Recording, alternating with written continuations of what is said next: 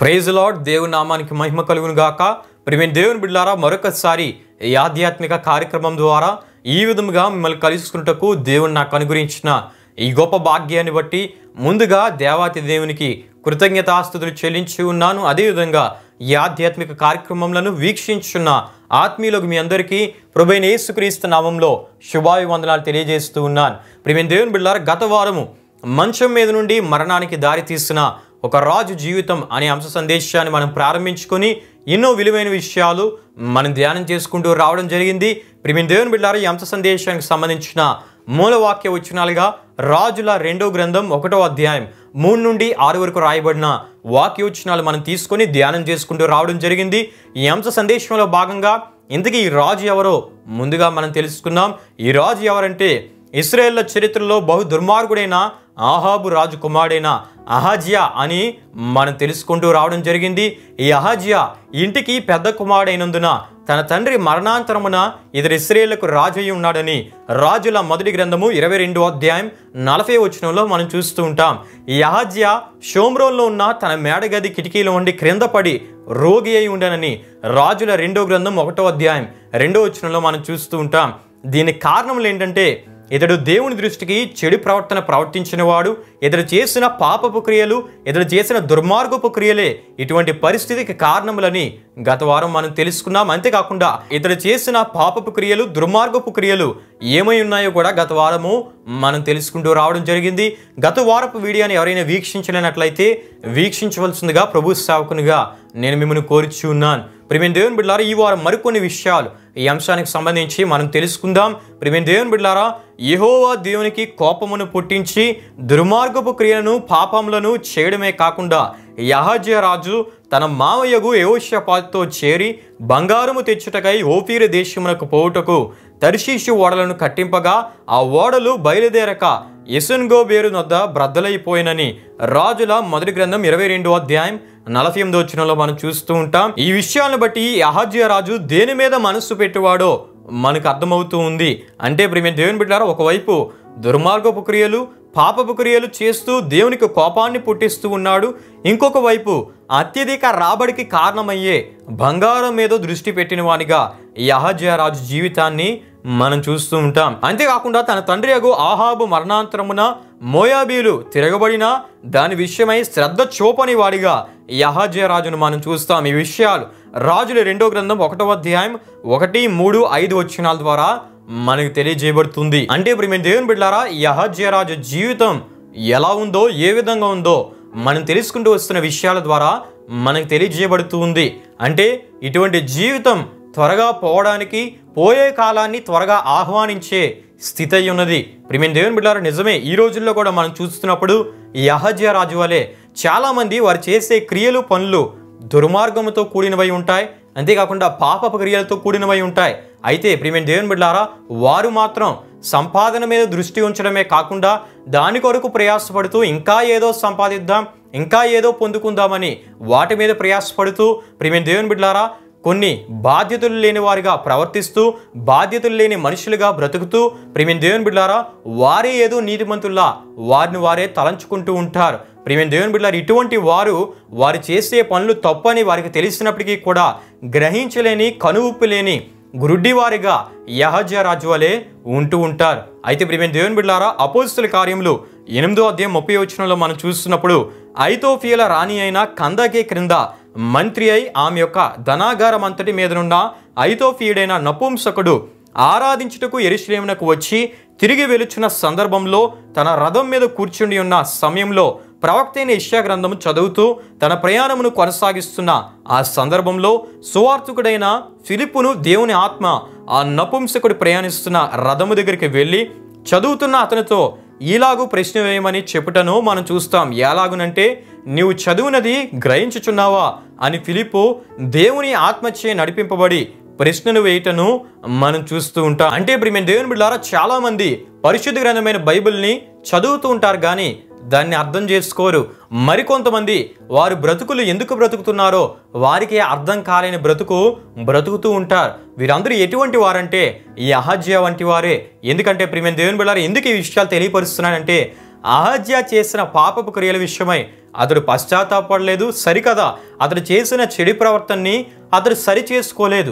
అహజ్యా చేసిన పాపపు క్రియలు, దుర్మార్గపు క్రియలు, అతడు దేవుని దృష్టిలో చెడు ప్రవర్తన చేసిన క్రియలు ఎటువంటివంటే ప్రియమైన దేవుని బిడ్డలారా, దేవుని స్థానంలో వేరే విశ్వాసములను తెచ్చిపెట్టి ఇతని తల్లిదండ్రులైన ఆహాబు యెజెబెలు ప్రవర్తించిన ప్రవర్తనని ఇతడు అనుసరించి మొదటి యరొబాము ఎటువంటి క్రియలు చేశాడో అటువంటి క్రియలే ఇతడు చేసినట్లు మనం చూస్తూ ఉంటాం. అయితే ప్రియమైన దేవుని బిడ్డలారా, ఇక్కడ విచిత్రమైన విషయం ఏంటంటే ఈ ఆహాబు యెజెబెలు ఎటువంటి పనులు చేసి ఎటువంటి ఘోరమైన దేవుని ఉగ్రతను వారు పొందుకున్నారో ఈ అహజ్యాకు తెలుసు.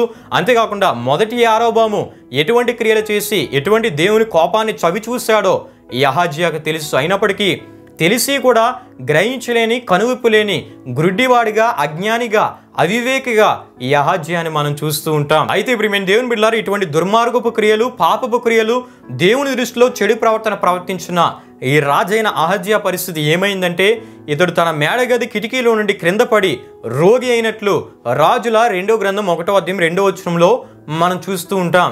ప్రియమైన దేవుని బిడ్డలారా, దేవుని దృష్టిలో చెడు ప్రవర్తన ప్రవర్తించి దుర్మార్గంగా పాపపు క్రియలు చేస్తూ మానక ఇటువంటి స్థితిలో ఉన్న వారి పరిస్థితి ఈ అహజ్యా రాజు వంటి పరిస్థితిగా ఉంటుంది. ప్రియమైన దేవుని బిడ్డలారా, ఇటువంటి వారు అహజ్యా వంటి పరిస్థితి ఎదుర్కొనక తప్పదు అని దేవుని వాక్యాన్ని బట్టి నేను మీకు తెలియపరుస్తూ ఉన్నాను. అంటే ప్రియమైన దేవుని బిడ్డలారా, దేవునికి విరోధమైన క్రియలు మానక చేస్తే ఈ అహజ్యా లాంటి పరిస్థితులు ఎదురవుతూ ఉంటాయి. అంతేకాకుండా దేవునికి విరోధమైన క్రియలు చేసి పశ్చాత్తాపపడవలసిన విషయాల్లో పశ్చాత్తాపపడవలసిన సమయంలో పశ్చాత్తాపపడక ఇటువంటి జీవితాన్ని కొనసాగించే వారి పరిస్థితి ఈ విధంగా ఈ అహజ్యా వలె మారుతుందని తప్పక తెలుసుకోవాలి ప్రియమైన దేవుని బిడ్డలారా. అయితే ప్రియమైన దేవుని బిడ్డలారా, ఈ అహజ్యా రాజుకి మంచి జరిగిందా, చెడు జరిగిందా అని మనం ఆలోచిస్తే చెడే జరిగిందని మనం చూస్తూ ఉన్నాం. ఎందుకంటే ఇతడు తన మేడగది కిటికీలో నుండి ఎవరు తరమకుండానే, ఎవరు ఏం చేయకుండానే తనకు తానుగా అకస్మాత్తుగా కింద పడి రోగి ఉన్నాడని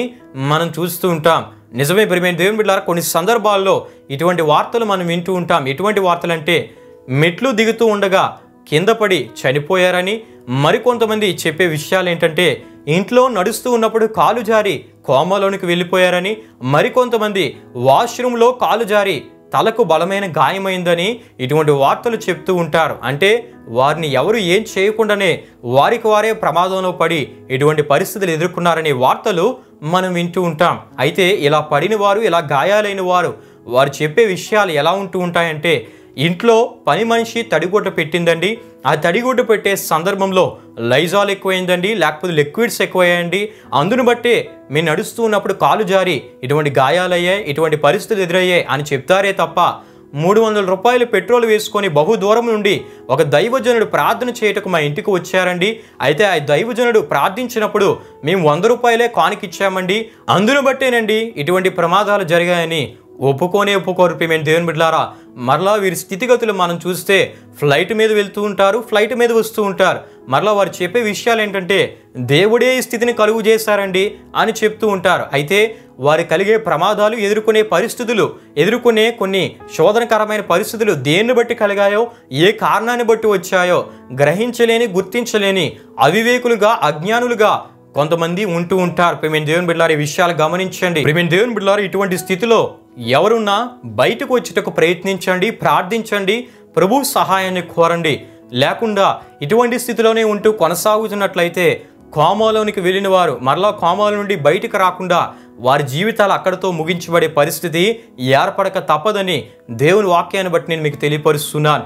ఈ విషయాలు నా సొంత మాటలుగా నేను చెప్పట్లేదు, కానీ దేవుని వాక్యంలో మనం చూస్తే మత్తయి సువార్త 3వ అధ్యాయం 10వ వచనంలో బాప్తిస్మిచ్చి యోహాను అంటున్న మాటలు మనం చూస్తే ఈ విధంగా రాయబడి ఉంటాయి. ఇప్పుడే గొడ్డలి చెట్ల వేరున ఉంచబడి ఉన్నది గనుక మంచి ఫలము ఫలింపని ప్రతి చెట్టును నరకబడి అగ్నిలో వేయబడిననే హెచ్చరికను చేయటను మనం చూస్తూ ఉంటాం. అంతేకాకుండా లూకాసు సువార్త 13వ అధ్యాయం 9వ వచనంలో యేసు ప్రభువారు చెప్పిన ఉపమానంలోని ఈ మాటను మనం చూస్తే ఈ సంవత్సరము కూడా ఉండనిమ్ము, అది ఫలించినా సరి, లేని ఎడల నరికి వేయించమని అతనితో చెప్పాను అనే విషయాన్ని ద్రాక్ష తోట యజమాని అంజూరపు చెట్టు విషయమై తోటమాలితో చెప్పిన విషయాన్ని ప్రభువు తన ఉపమానంలో చెప్పటను మనం చూస్తూ ఉంటాం. ప్రియమైన దేవుని బిడ్డలారా, ఆనాడు అహజ్యా కూడా ఇదే స్థితిలో ఉన్నాడు. ప్రియమైన దేవుని బిడ్డలారా, ఎందుకంటే అర్థం చేసుకోవాల్సిన విషయాల్ని త్వరగా అర్థం చేసుకోకపోవడాన్ని బట్టి, అడగవలసిన దేవుని దగ్గర అడగకపోవడాన్ని బట్టి, అంతేకాకుండా విచారించవలసిన యెహోవా దేవుని ప్రవక్త దగ్గర విచారించడానికి దూతలను పంపకపోవడాన్ని బట్టి అతని స్థితి ఎక్కడి నుండి ఎక్కడికి వెళ్ళిందో వచ్చే వారం మరింత వివరంగా మనం తెలుసుకుందాం. ప్రియమైన దేవుని బిడ్డలారా, ఈ వారానికి ఇంతటితో ఈ విషయాన్ని నేను ముగిస్తూ ఉన్నాను. ప్రియమైన దేవుని బిడ్డలారా, వీక్షించిన మీరు మీ తోటి ఆత్మీయులు కూడా ఈ అంశ సందేశాలని పరిచయం చేయవలసిందిగా ప్రభు సేవకునిగా కోరుచు ఈ మాటలు నేను ముగిస్తున్నాను. ప్రియమైన దేవుని బిడ్డలారా, ప్రార్థనతో ఈ కార్యక్రమాన్ని మనం ముగించుకుందాం. ప్రార్థన చేసుకుందాం. మహిమా స్వరూపైన మా ప్రభువా, జీవాధిపతి అయిన యేసయ్యా, నీ ఘనమైన నామమునకు మహిమ ఘనత ప్రభావములు చెల్లిస్తున్నాం తండ్రి. దేవా, ఈ వారం మరికొన్ని ఆత్మీయ విషయాలు, హెచ్చరికలతో కొన్ని విషయాలు దేవా నీ వాక్యపు వెలుగులోంచి మేము తెలుసుకున్నట్టుగా మీరు ఇచ్చిన ఈ అవకాశాన్ని బట్టి, కృపను బట్టి నీకే స్తుతులు చెల్లిస్తున్నాం తండ్రి. వీక్షించిన ప్రతి ఒక్కరిని మీరు దీవించండి, ఆశీర్వదించండి. వారిలో ఒకవేళ ఏమైనా లోటుపాట్లు ఉన్నట్లయితే నీ వాక్యపు వెలుగులోంచి హెచ్చరికలు దేవా నీవు మాట్లాడుతున్నప్పుడు సరిచేసుకునే ఆత్మీయతను వారు కలిగి ఉండి నీ కృపను పొందుకున్నటకు మీరు సహాయం చేయమని దేవ ఈ అంశ సందేశంలో మరికొన్ని విషయాలు వచ్చేవారు మేము ధ్యానం చేయబోచుండగా నీ ఆత్మ సహాయాన్ని, నీ ఆత్మ జ్ఞానాన్ని మీరు మాకు అనుగ్రహించి నడిపించమని మరొకసారి ఈ అంశ సందేశం ద్వారా నీ నామానికే మహిమ ఘనత ప్రభావములు తెచ్చుకోమని యేసు పరిశుద్ధ నామంలో అడిగి వేడుకుంటున్నాము తండ్రి. ఆమేన్. యేసు రక్తమే జయం, ప్రభేసు రక్తమే జయం, ప్రభేసు రక్తం సంపూర్ణమైనది, అపవాది క్రియలకనంత నాశనం కలుగునుగాక. ఆమేన్. ప్రభు మిమ్మును మీ కుటుంబములను నూరంతలుగా ఆశీర్వదించునుగాక. ఆమేన్.